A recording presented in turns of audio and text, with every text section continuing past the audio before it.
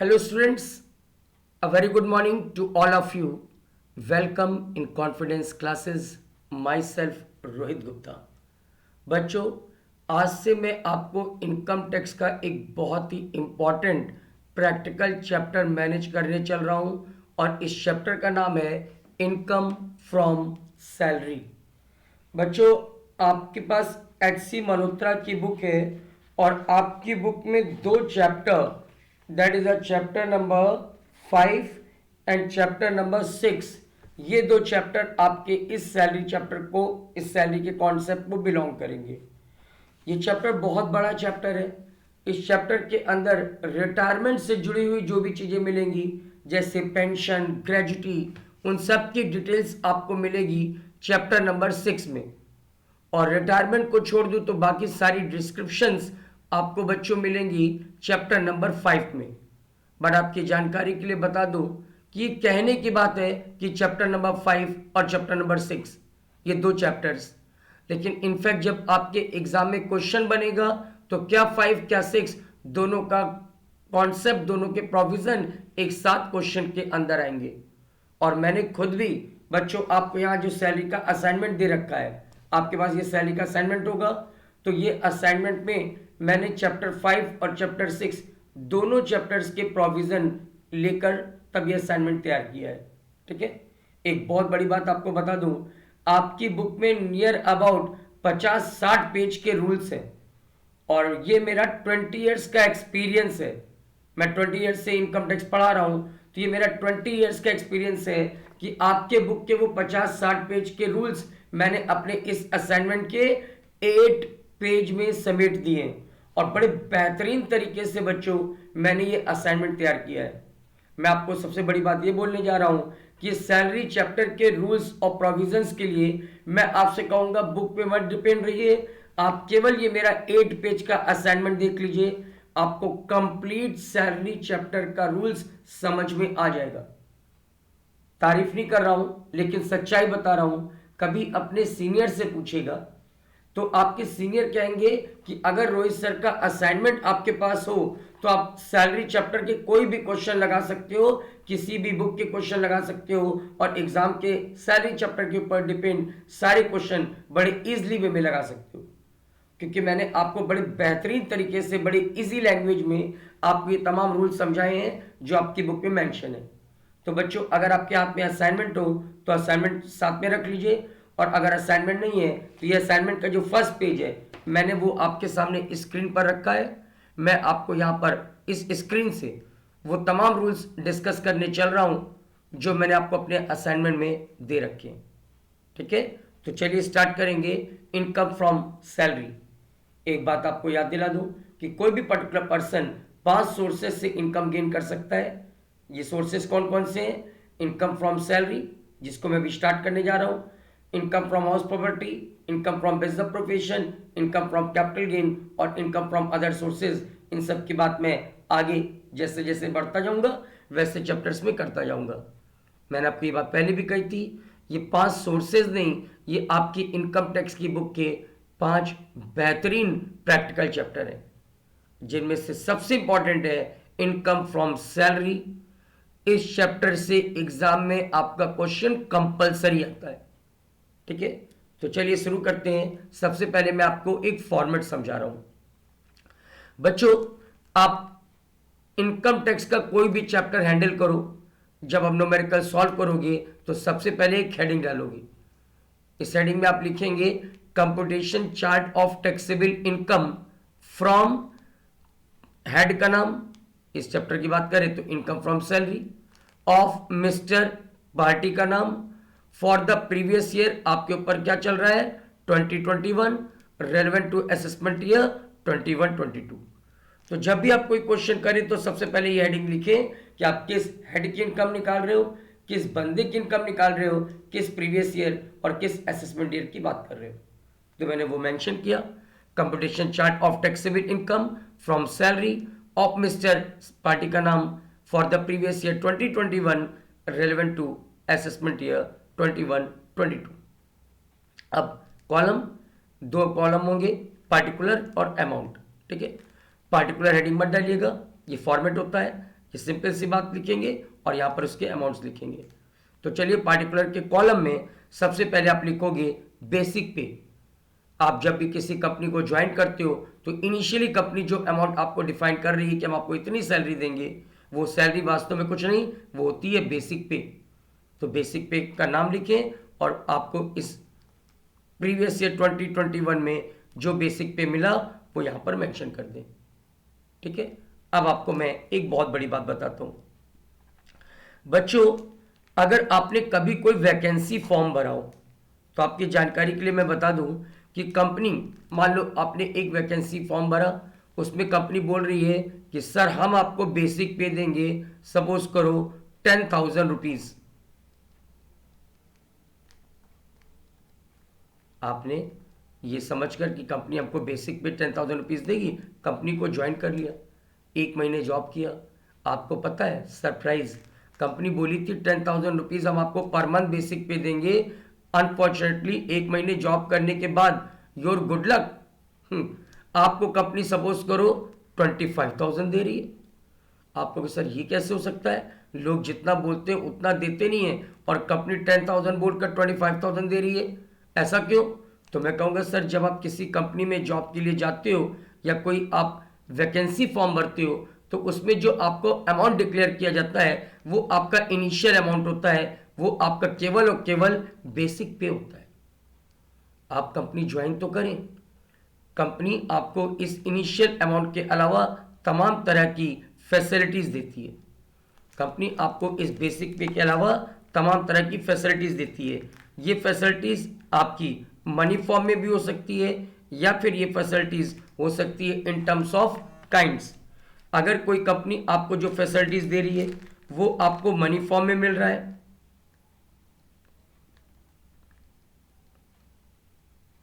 अगर कोई कंपनी आपको कोई फैसिलिटीज दे रही है और वो फैसिलिटीज आपको मनी फॉर्म में मिल रहा है तो मनी फॉर्म में मिलने वाली फैसिलिटीज को हम लोग बोलते हैं अलाउंस।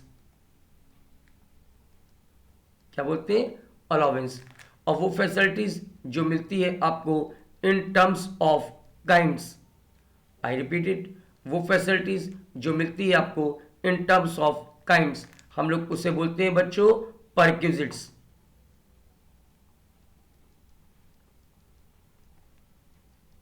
दैट्स कॉल्ड परक्विजिट्स, यानी कि वो फैसिलिटीज जो आपको मिले इन टर्म्स ऑफ काइंड्स वो कहलाती है परक्विजिट्स, और वो फैसिलिटीज जो आपको मिले इन टर्म्स ऑफ मनी वो कहलाती है अलाउंस। ठीक है, अब काफी बच्चे आगे चल के कंफ्यूज हो जाते हैं शुरुआती स्टेज में कि सर हमें क्वेश्चन पढ़कर समझ में नहीं आता कि ये अलाउंस है या परक्विजिट्स। तो आज मैं आपको अपना ये लेक्चर पहले इसी पर देने जा रहा हूं कि आप कैसे समझेंगे कि जो फैसिलिटीज आपको मिल रही है वो अलाउंस है या फिर परक्विजिट्स। तो मैं आपको एग्जांपल देता हूं। सपोज करो बच्चों मेरी कंपनी में एक एम्प्लॉय है, उसका नाम है मिस्टर एक्स, और वो मेरी कंपनी में जॉब कर रहा है और मैं उसको इनिशियल अमाउंट बेसिक पे के अलावा तमाम तरह की फैसिलिटीज दे रहा हूं। अब देखिए फैसिलिटीज, और मैं आपको डिफाइन करूंगा कैसे आप इस फैसिलिटीज को कहोगे अलाउंस और कैसे आप कहोगे इस फैसिलिटीज को परक्विजिट्स। Okay done. ये मिस्टर एक्स, मैंने इसको कहा सर मैं आपको बेसिक पे के नाम पे इतना अमाउंट पे करूंगा, प्लस आपको मैं रहने के लिए 2 ऑप्शन देता हूं।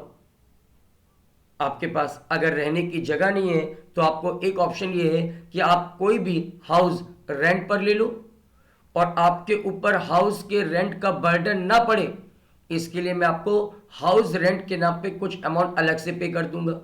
मैं आपको हाउस रेंट के नाम पे जो अमाउंट अलग से पे करूंगा, हाउस रेंट के नाम पे हम लोग उसे बोलते हैं HRA। HRA means house rent allowance. वो अमाउंट जो मैं आपको हाउस के रेंट के नाम पर अलग से पे करूंगा वो कहलाएगा house rent allowance, and that is the facilities in terms of money and that's called allowance. ठीक है, दूसरा ऑप्शन इंप्लाइज कहता है सर अगर मैं आपसे हाउस रेंट के नाम पे अमाउंट ना लेकर के कुछ और ऑप्शन चाहूँ तो इंप्लाई कहता है कि सर एक ऑप्शन और है कि आप और आप जैसे तमाम इंप्लॉयज के लिए कंपनी ने स्टाफ क्वार्टर बनवा रखे हैं। जैसे रेलवे वगैरह नहीं एम्प्लॉय क्वार्टर बनवाती है, स्टाफ क्वार्टर बनवाती है, तो मैंने कहा सर आप और आप जैसे तमाम एम्प्लॉयज़ के रहने के लिए मैंने स्टाफ क्वार्टर बनवा रखे हैं, अगर आप चाहो तो मेरे उस क्वार्टर को में रहने के लिए आप इस्तेमाल कर सकते हो। कंपनी कह रही कि सर हम आपको हाउस के नाम पर हाउस रेंट नहीं देंगे, हम आपको कोई फ्लैट या कोई हाउस ही दे देते हैं, जब तक आप हमारी कंपनी में जॉब करो तब तक आप इस मेरे फ्लैट का यूज करो, जब आप हमारी कंपनी छोड़कर जाना तो फ्लैट खाली कर देना।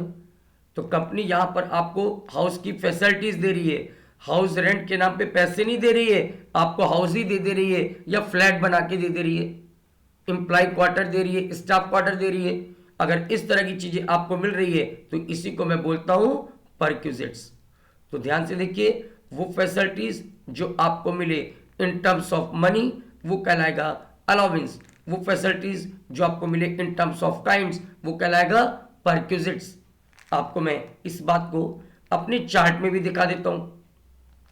मैंने आपको बच्चों जो सैलरी चार्ट दिया है, अगर आप उस चार्ट को ध्यान से देखो तो अगर आपको कंपनी हाउस रेंट के नाम पे अमाउंट पे कर रही है तो हम लोग उससे बोलते हैं HRA, house rent allowance, and that's a allowance.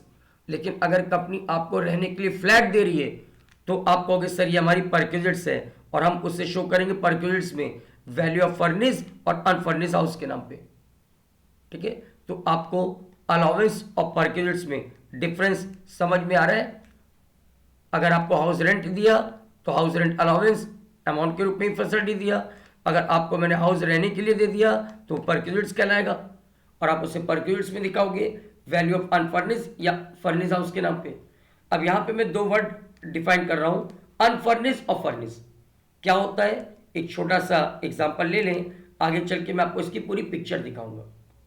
बच्चों, अगर कंपनी आपको रहने के लिए केवल फ्लैट दे रही है, बट उस फ्लैट के अंदर जो हाउस होल्ड अप्लायंसेज होते हैं, TV, fridge, washing machine, AC वगैरह वगैरह, कंपनी कहती है उसका अरेंजमेंट आप खुद करो, हम आपको केवल फ्लैट देंगे, तो आप कहोगे सर ये अनफर्निश्ड हाउस है। लेकिन अगर आपको कंपनी फ्लैट के साथ जो भी हाउस के अंदर फैसिलिटीज होनी चाहिए, जैसे टीवी, रेफ्रिजरेटर, बेड वगैरह सब कुछ आपको प्रोवाइड कर रही है, तो आप कहोगे सर फिर तो ये फर्निश्ड हाउस है, और हम उसे फर्निश्ड हाउस के नाम पे शो करेंगे। ठीक है, हाउस विथ आपके तमाम फैसिलिटीज, हाउस होल्ड अप्लायंसेज अगर आपको मिल रहे हैं तो आप किससे कहोगे फर्निश्ड हाउस।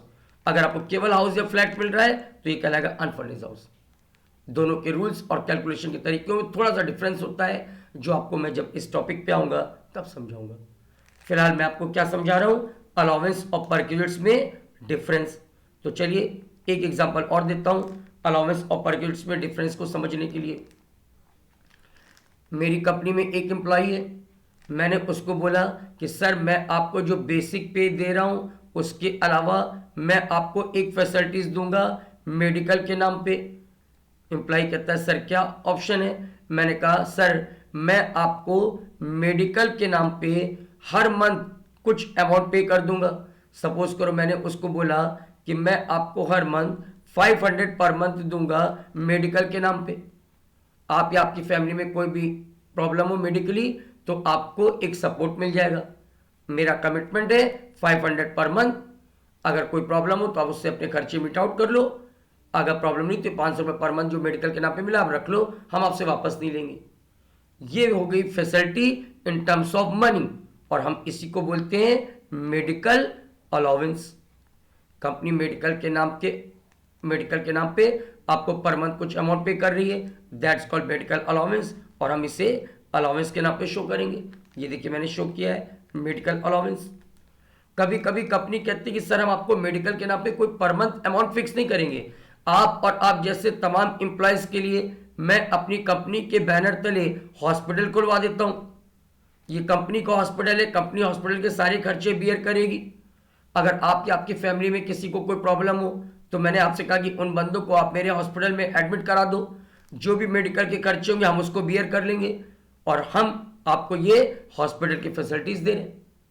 तो ये क्या है, facilities in terms of kinds. या फिर मैंने आपसे कहा किसी भी प्राइवेट हॉस्पिटल में आप ट्रीटमेंट कराओ, बाकी सारे खर्चे हम बियर कर लेंगे। तो ये क्या है, facilities in terms of kinds, और हम इसे शो करेंगे परक्यूजिट्स के नाम पे। ठीक है, ये चीज देखो मैंने यहाँ पे लिख रखा है, हम लोग इसे बोलते हैं बच्चों मेडिकल रिम्बर्समेंट। ठीक है, तो देखिए क्या फर्क हो रहा है अलाउंस में और परक्विजिट्स में। वो फैसिलिटीज जो आपको मिले इन टर्म्स ऑफ मनी वो कहलाएगा अलाउंस, और वो फैसिलिटीज जो मिले इन टर्म्स ऑफ काइंड्स वो कहलाएगा परक्विजिट्स। चलिए एक एग्जांपल और देता हूं और अच्छी तरह क्लियर करिए। सपोज करो मेरा एक एम्प्लॉई है और मैं उसको बोलता हूं कि सर आपके अगर कोई बच्चे हैं तो मैं आपके बच्चों की एजुकेशन के लिए आपको एक फैसिलिटीज देता हूं।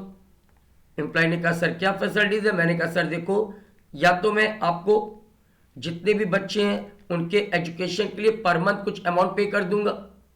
अगर मैं आपके बच्चों की एजुकेशन के नाम पे पर मंथ कुछ अमाउंट पे कर रहा हूं तो हम लोग इसे बोलते हैं बच्चों चिल्ड्रन एजुकेशन अलाउंस, और ये अमाउंट मनी के फॉर्म में पे हो रहा है, इसलिए हम इसे कहते हैं अलाउंस, और अलाउंस के नाम पे दिखाएंगे। ये देखो मैंने दिखा रखा है चिल्ड्रन एजुकेशन अलाउंस। ठीक है, कभी कभी इंप्लॉय कहता है कि सर हम आपको आपके बच्चों की एजुकेशन के नाम पे कोई अमाउंट नहीं पे करेंगे, हम आपके बच्चों की एजुकेशन के लिए एजुकेशनल इंस्टीट्यूट खोल देते हैं। हमने कंपनी के बैनर तले स्कूल कॉलेज या यूनिवर्सिटी खोल दी और आपको बोला कि आप अपने बच्चों को हमारे स्कूल कॉलेज या यूनिवर्सिटी में भेजो, हम उनको अपने यहाँ बेटर एजुकेशन देंगे और आपसे कोई भी अमाउंट चार्ज नहीं करेंगे या बहुत ही नॉमिनल अमाउंट चार्ज करेंगे। तो अगर हम आपको आपके बच्चों की एजुकेशन के लिए स्कूल कॉलेज या यूनिवर्सिटी खोल के दे देते हैं तो ये होगी facilities in terms of kinds, हम इससे बोलेंगे परक्विजिट्स। लेकिन अगर मैं आपसे कहूं कि मैं आपके बच्चों के एजुकेशन के नाम पे कुछ अमाउंट पे करूंगा तो कहलाएगा अलाउंस, और हम उसको शो करेंगे अलाउंस की लिस्ट में, ये कहलाएगा चिल्ड्रन एजुकेशन अलाउंस। इस तरह से फर्क देखिए, अगर आपको कोई फैसिलिटीज मिलती है इन टर्म्स ऑफ मनी तो आप उसे कहोगे अलाउंस, अगर आपको कोई फैसिलिटीज मिलती इन टर्म्स ऑफ काइंड्स तो आप उसे बोलोगे perquisites. I hope so clear. चलिए इस छोटे से इंट्रोडक्शन के साथ अब मैंने आपको फॉर्मेट में जो लिख के दिया है वो आपको रफली समझाता चल रहा हूं। एक एक लाइन हर एक के बारे में मैं आपको अभी शॉर्ट में समझाऊंगा। आपकी जानकारी के लिए बता दूं, मैंने अपने फॉर्मेट में फर्स्ट पेज में जो ये मेंशन किया है, यहाँ पर हर टॉपिक के पीछे एक रूल्स है और ये सारे रूल्स मैंने आपको अपने असाइनमेंट में दे रखे हैं। ये सारे रूल्स आगे चल के मैं आपको एक एक लेक्चर में समझाता चलूंगा और उससे रिलेवेंट जो क्वेश्चंस है वो भी साथ में कराता चलूंगा। बट फर्स्ट ऑफ ऑल आज मेरा केवल मोटिव इतना है कि आप मेरे इस फॉर्मेट में जो मेंशन है उसके बारे में एटलीस्ट एक लाइन समझ तो लें। तो चलिए शुरू करते हैं इस फॉर्मेट को एक बार फिर से। सबसे पहले आपने हेडिंग लिखा computation chart of taxable income from salary of mister party का नाम for the previous year 2021 relevant to assessment year 21-22, column particular और अमाउंट। ठीक है, पार्टिकुलर के नाम पर पार्टिकुलर की हेडिंग नहीं डालते हैं। चलिए सबसे पहले आप लिखेंगे बेसिक पे और ड्यूरिंग द प्रीवियस ईयर 2021 में आपका जितना भी बेसिक पे है उसका अमाउंट लिखिए। फिर आप हेडिंग डालिएगा अलाउंस और क्वेश्चन में ढूंढ ढूंढ करके जितने भी अलाउंस हैं उन सबको इनर कॉलम में लिखिएगा और उसके अमाउंट अलाउंस के जो रूल्स हैं उसको कंसीडर करके कैलकुलेट करके तब 1 बाय 1 लिखते चले जाइएगा। ठीक है, चलिए कौन कौन से अलाउंस हो सकते हैं इसकी कुछ मैं आपको एग्जांपल के तौर पर यहाँ पे नेम दे रहा हूँ, लेकिन याद रखिएगा यहाँ पे जो नेम मेंशन है केवल उतने ही अलाउंस नहीं होते, कंपनी इसके अलावा और भी कई अलाउंसेस दे सकती है। जो मेन अलाउंस होते हैं जिसके बारे में रूल्स हैं उसको मैंने कुछ यहाँ पर लिखे हैं, इसके अलावा कुछ और भी अलाउंसेस होते हैं जो मैं आपको आगे चल के धीरे धीरे समझाता चलूंगा। याद रखिएगा ये जो लिस्ट है ये अभी कंप्लीट लिस्ट नहीं है, इसमें हजारों लाखों नाम और ऐड हो सकते हैं। जो अलाउंस की लिस्ट मैंने आपको यहाँ पे नहीं दी है उसका आप क्या करोगे वो आपके आगे के लेक्चर्स में मैं डिस्कस करता चलूंगा। फिलहाल जो सामने है उसको देखिए। कंपनी आपको देती है पहला अलाउंस, इसे हम लोग कहते हैं डियरनेस अलाउंस या डियरनेस पे। बच्चों मार्केट में इन्फ्लेशन आता है तो इस इन्फ्लेशन यानी महंगाई का इफेक्ट हमारे एम्प्लॉय के ऊपर ना पड़े या कम पड़े, इसके लिए कंपनी इन्फ्लेशन के हिसाब से आपको कुछ अमाउंट अलग से पे करती है। हम लोग इसे कहते हैं महंगाई भत्ता या महंगाई वेतन, जिसे मैं यहां पर मेंशन किया हूं डियरनेस अलाउंस या डियरनेस पे के नाम पर। डियरनेस अलाउंस और डियरनेस पे दोनों का मोटिव होता है अपने एम्प्लॉइज के ऊपर इन्फ्लेशन का इफेक्ट कम पड़े या ना पड़े, इसके लिए हम उसे इन्फ्लेशन के नाम पर, इन्फ्लेशन की वजह से कुछ अमाउंट अलग से पे करते हैं। इसी को बोलते हैं डियरनेस अलाउंस यानी महंगाई भत्ता, या डियरनेस पे यानी महंगाई वेतन। दोनों इन्फ्लेशन से बचाने के लिए आपको दिए जाते हैं, लेकिन याद रखिएगा दोनों का कैलकुलेशन वाइज थोड़ा सा डिफरेंस होता है दोनों में, और वो डिफरेंस आगे चल के मैं आपको अपनी अगली वीडियो में बताने वाला हूँ। फिलहाल आगे बढ़िए। डियरनेस अलाउंस के बाद आपका अगला अलाउंस जो आपको कंपनी देती है वो है आपका हाउस रेंट अलाउंस। आपको अगर आपके पास रहने के लिए कोई रेसिडेंस नहीं है तो कंपनी कहती है कि सर आप एक हाउस रेंट पे ले लो, और हाउस रेंट के नाम पे हम आपको कुछ अमाउंट अलग से पे करेंगे, जिसे बोलते हैं HRA। कंपनी जो आपको हाउस रेंट अलाउंस के नाम पे अमाउंट देती है उसमें से कुछ अमाउंट आपका एग्जेम्प्ट यानी टैक्स फ्री होता है। कितना अमाउंट एग्जेम्प्ट यानी टैक्स फ्री होता है वो आगे चल के मैं आपको बताऊंगा तमाम सेक्शंस के तहत। जो भी आपको मैं रूल बताऊंगा उसके अकॉर्डिंग आप यहाँ पर कुछ अमाउंट एग्जाम करा लेना, और एग्जाम कराने के बाद जो अमाउंट बचे वो आपका टैक्सेबल अमाउंट होगा, जो आपको यहाँ इस चार्ट में शो करना होगा। कंपनी आपको कितना अमाउंट दे रही है नो डाउट वो क्वेश्चन में लिखा रहेगा, लेकिन कितना अमाउंट इसमें एग्जाम्प्ट होगा वो आगे चल के मैं आपको पढ़ाऊंगा सेक्शन 10 सब सेक्शन 13A के नाम पे, और वहाँ पर आपको HRA के रूल्स के एग्जाम्पशन कितनी होती है वो समझाऊंगा, जो मैंने अपने असाइनमेंट में भी दे रखा है। ठीक है, फिलहाल आप आगे बढ़े। आपका अगला टॉपिक है एंटरटेनमेंट अलाउंस। कंपनी आपको इंटरटेनमेंट के नाम पर कुछ अमाउंट अलग से पे करती है। सर आप इंटरटेनमेंट के नाम पे ये अमाउंट पकड़िए और थोड़ा सा अपनी लाइफ इंजॉय करिए। आप खुश रहोगे तो आप बेटर परफॉर्मेंस दोगे, आप टेंशन में रहोगे तो आप हमारा काम बिगाड़ दोगे। इस वजह से कंपनी आपको खुश रहो और इंजॉय करो, इसके लिए कुछ अमाउंट अलग से पे करती है, जिसे हम लोग बोलते हैं एंटरटेनमेंट अलाउंस। कंपनी जो भी अमाउंट पे करती है उसमें से कुछ अमाउंट आपका एग्जेम्प्ट यानी टैक्स फ्री होता है, बाकी जो बचा वो आपका टैक्सेबल होता है। कंपनी कितना अमाउंट पे करेगी वो क्वेश्चन में लिखा होता है, कितना अमाउंट उसमें से एग्जेम्प्ट होगा वो आगे चल के मैं आपको पढ़ाऊंगा सेक्शन 16 सब सेक्शन 2 के नाम पर कुछ अमाउंट एग्जेम्प्ट होता है। ठीक है, लेकिन अभी नहीं, वो सब मेरे असाइनमेंट में है। जब ये टॉपिक में आऊँगा एंटरटेनमेंट अलाउंस के ऊपर तो डिटेल्स में दिखाऊंगा। मैं बार बार रिपीट कर रहा हूँ, अभी मैं केवल इस फॉर्मेट को समझाने आया हूँ जो आपके सामने मेंशन है, जो आपके हाथ में है। चलिए, एंटरटेनमेंट अलाउंस के बाद कंपनी आपके बच्चों के एजुकेशन के नाम पे कुछ अमाउंट अलग से पे करती है, जिसे हम लोग कहते हैं चिल्ड्रन एजुकेशन अलाउंस। कभी कभी कंपनी आपके बच्चों को कहती है हॉस्टल में रखिए, उस हॉस्टल के नाम पे चलो हम आपको कुछ अमाउंट अलग से पे करेंगे, that's called hostel allowance. Then after city compensation allowance, कभी कभी कंपनी आपको किसी ऐसी लोकेशन पर भेजना चाहती है जहाँ शायद आप किसी भी वजह से वहाँ उतनी अच्छी फैसिलिटीज़ नहीं है या कुछ और नहीं जाना चाहते, बट आप वहाँ जाएं। इसके लिए कंपनी आपको प्रमोट करने के लिए कुछ अमाउंट अलग से पे करती है।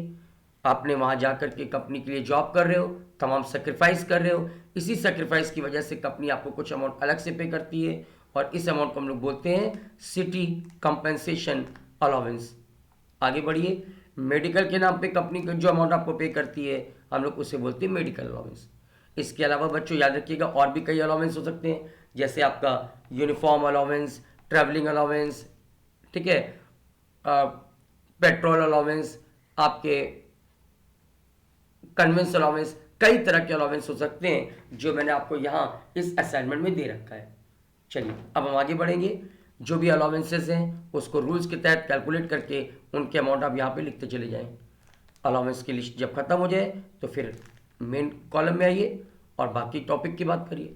कंपनी आपको दे सकती है बोनस, कंपनी आपको दे सकती है कमीशन, कंपनी आपको देती है लीव इन कैशमेंट। अब आप एक टेक्निकल वर्ड है, इससे समझें what is the meaning of leave in कैशमेंट।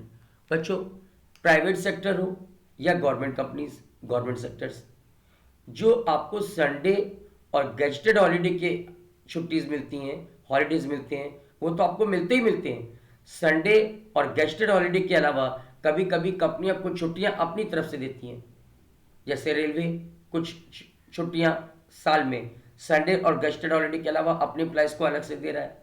Army में इसी तरह से होता है। तो ये जो छुट्टियां आपको दी जाती हैं, अगर आप चाहो तो इन छुट्टियों को, इन हॉलीडेज को इंजॉय करो, बट कभी कभी एम्प्लॉइज को लगता है कि सर हमें शायद फ्यूचर में कोई प्रॉब्लम हो गई मेडिकली और हमें लंबी छुट्टियां लेनी पड़ गई, या हमारे घर में कोई फंक्शन है, फेस्टिवल हुआ, हमको लंबी छुट्टियां लेनी पड़ गई, तो हम क्या करेंगे।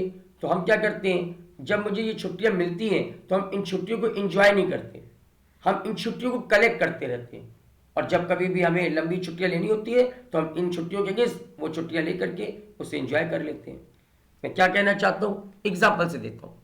सपोज करो मैं एक कंपनी में जॉब करता हूँ और कंपनी कहती है कि सर हम आपको देंगे साल में 15 दिन की छुट्टियाँ, संडे और गस्टेड हॉलीडे के अलावा साल में 15 दिन की छुट्टियाँ। मैं क्या किया, मेरे को लगा यार कभी कोई इमरजेंसी आ गई और लंबी छुट्टियाँ लेने की जरूरत पड़ गई तो फिर क्या होगा, इससे मैं इन छुट्टियों को एंजॉय नहीं कर रहा हूँ। मैं इन हॉलीडे हो टाइम में भी जब मेरे को छुट्टियां दी गई तो भी मैं ऑफिस में आके काम कर रहा हूँ।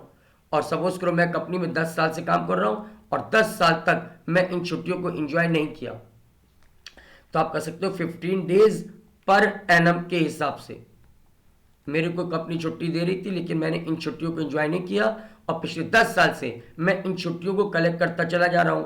तो 15 डेज इंटू 10 ईयर्स मल्टीप्लाई करके देखिए 10 साल में करीब करीब 150 डेज की छुट्टियां मेरे को मिल ली, लेकिन मैंने उसको आके वर्क किया, मैंने इन छुट्टियों को एंजॉय नहीं किया। आज 10 साल के बाद सपोज करो मेरे यहाँ कोई फंक्शन पड़ा है, फैमिली फंक्शन, और उसके लिए मुझे 2 महीने की छुट्टी चाहिए। तो मैंने कंपनी से रिक्वेस्ट किया कि सर हमारे यहाँ कोई फैमिली फंक्शन है और मुझे एटलीस्ट 60 डेज के लिए हॉलीडे चाहिए, कुछ हमारा फैमिली प्रोग्राम है। तो कंपनी कहती है सर ठीक है, परमिशन ग्रांटेड, आपको हम छुट्टियां देते हैं। तो मैंने क्या किया, मेरे पास कुछ इमरजेंसी थी तो मैंने कंपनी से 60 डेज का हॉलीडे ले लिया। अब 150 डेज की जो मैंने छुट्टियां एक्यूमुलेट करी थी उनमें से 60 डेज का हॉलीडे मैं ले लिया। उसके बाद इसको एंजॉय करने के बाद अब मेरी कितनी छुट्टियां बची, केवल 90 डेज। ओके, इन 60 डेज की हॉलीडे लेने के बाद मैं कंपनी में वापस आया और मैंने कहा सर कंपनी मैं फिर से कंटिन्यू कर रहा हूँ, लेकिन मुझे एक फेवर चाहिए आपसे। कंपनी ने कहा सर क्या फेवर चाहिए।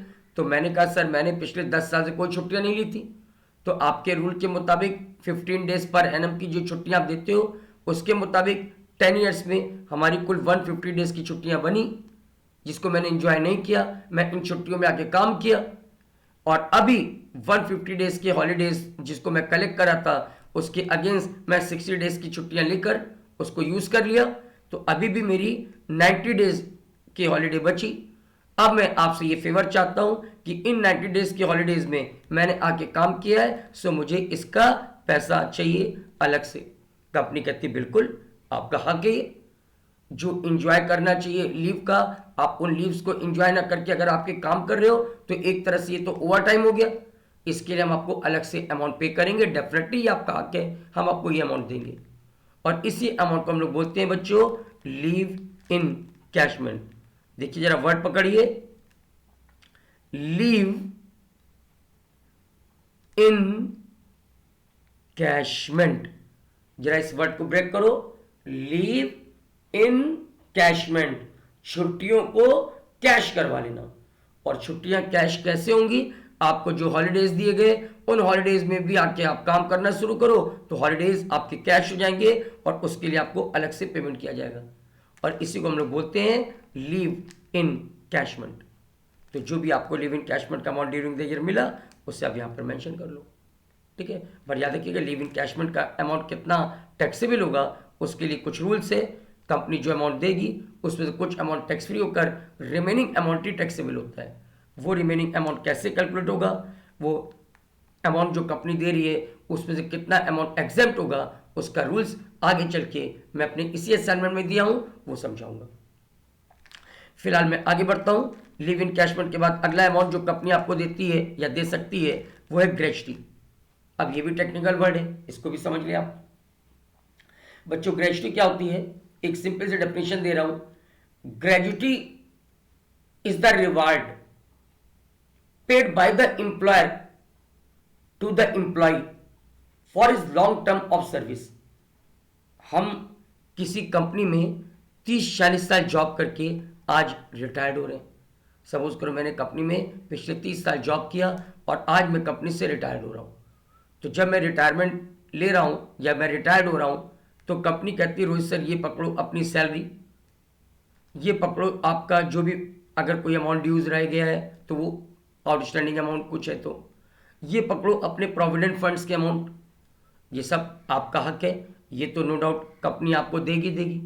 इन सब के अलावा कंपनी आपको एक अमाउंट और देती है, ये अमाउंट आपका हक नहीं है, कंपनी आपको अपनी खुशी से देती है कि रोहित सर, आपने हमारी कंपनी में पिछले 30 साल से कंटिन्यू जॉब किया, आपने अपनी लाइफ के 30 साल हमारी कंपनी को दिए, आपने ज़बरदस्त एफर्ट्स किया, आपकी वजह से कंपनी कहाँ से कहाँ पहुँच गई, तो आपने अपनी लाइफ के ये जो 30 साल कंपनी को दिए, उसी खुशी में कंपनी आपको ये अमाउंट पे कर रही है अलग से। ये अमाउंट आपको आपका हक की वजह से नहीं, कंपनी अपनी खुशी से दे रही है, एंड दैट्स कॉल्ड ग्रेच्युटी। तो मैं आपको इसीलिए डेफिनेशन देता हूं कि gratuity is the reward paid by the employer to the employ for his long term of service, that's called gratuity. एक जबरदस्त कॉन्सेप्ट है ये ग्रेच्युटी, और इसके ऊपर कई रूल्स हैं जो मैं आपको आगे चलकर समझाऊंगा। और याद रखिएगा ग्रेच्युटी, लीव इनकैशमेंट, अभी आपको दिखाऊंगा पेंशन, ये सब रिटायरमेंट के टॉपिक हैं, और इन सब की डिटेल्स आपको आपकी बुक के हिसाब से बात करें तो चैप्टर नंबर 6 में मिलेगी, क्योंकि अभी मैंने आपसे कहा कि रिटायरमेंट वाले जितने भी टॉपिक होते हैं उसकी डिस्क्रिप्शन आपको मिलती है चैप्टर नंबर 6 में। ठीक है, चलिए फिलहाल मैं आगे बढ़ता हूं। आपका अगला टॉपिक है पेंशन। जब तक आप कंपनी में जॉब करोगे तब तक कंपनी आपको देगी सैलरी, और रिटायरमेंट के बाद कंपनी आपको देती है पेंशन। जब तक आप जिंदा रहोगे तब तक आपको कंपनी मंथली बेस पे कुछ अमाउंट पेंशन के नाम पे देती रहेगी। लेकिन आपकी जानकारी के लिए एक बात बता दूं कि गवर्नमेंट की जो नई एम्प्लॉयमेंट पॉलिसी आई है, उस पॉलिसी के मुताबिक अब जो वैकेंसी आ रही है, उन वैकेंसीज में जो एम्प्लॉयज की अपॉइंटमेंट हो रही है, उन एम्प्लॉयज को रिटायरमेंट के समय पेंशन नहीं मिलेगी। गवर्नमेंट की नई पॉलिसीज के तहत अब जो वैकेंसी आ रही है उनमें जो अपॉइंटमेंट होगी, उन एम्प्लॉयज की जब कभी फ्यूचर में रिटायरमेंट होगी तो सॉरी, उनको पेंशन नहीं मिलेगी। गवर्नमेंट ने नई एम्प्लॉयमेंट पॉलिसी में पेंशन का कॉन्सेप्ट खत्म कर दिया है। आप कहोगे सर फिर पेंशन हम पढ़े क्यों, अगर पेंशन का कॉन्सेप्ट खत्म हो गया तो मैं कहूँगा नहीं सर, आप लोगों को जब जॉब मिलेगी तो आप लोगों को पेंशन रिटायरमेंट के समय नहीं मिलेगा, लेकिन जो इस नई एम्प्लॉयमेंट पॉलिसी के आने के पहले ही जॉब पा चुके हैं, जो बंदे इस नए एम्प्लॉयमेंट पॉलिसी के आने के पहले ही जॉब पा चुके हैं, वो बंदे जब कभी रिटायर्ड होंगे तो उनको पुरानी एम्प्लॉयमेंट पॉलिसी के तहत पेंशन मिलेगा, और हम उन्हीं के लिए यहां पर पेंशन कैलकुलेट करेंगे। मान लो ड्यूरिंग द ईयर कोई बंदा रिटायर्ड हुआ जिसकी अपॉइंटमेंट पुरानी एम्प्लॉयमेंट पॉलिसी के तहत हुई थी, तो उसको तो रिटायरमेंट के समय पेंशन मिलेगी ना, तो उसकी पेंशन को हम लोग यहाँ पे कैलकुलेट करके लिखेंगे। पेंशन के बारे में भी रूल्स है, वो रूल्स के हिसाब से इसके अमाउंट कैलकुलेट होंगे। ठीक है, फिलहाल मैं आगे बढ़ता हूँ। पेंशन के बाद अब आपको हेडिंग डालना है परक्विजिट्स, और वो फैसिलिटीज जो आपको मिलती है इन टर्म्स ऑफ काइंड्स, उसे आप एक तरफ से यहाँ पर इनर कॉलम में लिखते चले जाएं। जैसे कंपनी आपको परक्विजिट्स के नाम पे सोच के देखिए क्या क्या दे सकती है। कंपनी आपको दे सकती है हाउस, फर्निश्ड या अनफर्निश्ड फॉर्म में। कंपनी आपको दे सकती है कार। कंपनी आपके हेल्प के लिए, आपके घर पे आपके साथ आपके लिए काम करने के लिए गार्डनर दे सकती है, स्वीपर दे सकती है, servant, watchman, cook, personal attendant दे सकती है। अगर आप कंपनी के एफिशिएंट एम्प्लॉय हो, सीनियर ऑफिसर हो, सीनियर एम्प्लॉय हो, तो कभी कभी कंपनी आपको बोलती है कि सर हम आपके लिए, आपकी हेल्प के लिए, आपके घर पे काम करने के लिए वॉचमैन रख देते हैं, सर्वेंट रख देते हैं, स्वीपर रख देते हैं, गार्डनर रख देते हैं, आपको हम कुक की फैसिलिटी देते हैं, हम आपको पीए दे देते हैं, पर्सनल अटेंडेंट। ये लोग आपके लिए काम करेंगे, आपके पर्सनल काम भी करेंगे, वॉचमैन वगैरह, सर्वेंट वगैरह, ये सब आपके पर्सनल काम भी करेंगे, लेकिन इनकी सैलरी आप नहीं, आपके बिहाफ पे कंपनी दे देगी। सोच के देखो, ये आपकी फैसिलिटी हुई। एक तरह से फैसिलिटीज आपके लिए इनकम है, और इसी वजह से गवर्नमेंट कहती है कि हम इसी इनकम फ्रॉम सैलरी के नाम पे इस चार्ट में शो करेंगे। और आपको जो भी अमाउंट कंपनी इन बंदों को दे रही है उसे अपनी इनकम मान करके अपनी इनकम में शो करना पड़ेगा, क्योंकि अगर गवर्नमेंट ना देती, आपका एम्प्लॉयर ना देता, तो इनको रखने पर आपको इनको पेमेंट करना पड़ता, लेकिन आपके ब्याह पे आपका एम्प्लॉयर इन्हें पेमेंट कर रहा है, एक तरह से आपका खर्चा बच रहा है। तो तो ये खर्चा बचना बचना कुछ नहीं, एक तरह से ये आपकी इनकम है और आप इसी इनकम फ्रॉम सैलरी के नाम पर अपनी इनकम में ऐड करें। That is the rules. और कंपनी क्या फैसिलिटीज आपको दे सकती है in terms of kinds? Company आपको मेडिकल के नाम पे पेमेंट कर सकती है। अगर मेडिकल के नाम पे पेमेंट किया तो अलाउंस कहलाएगा।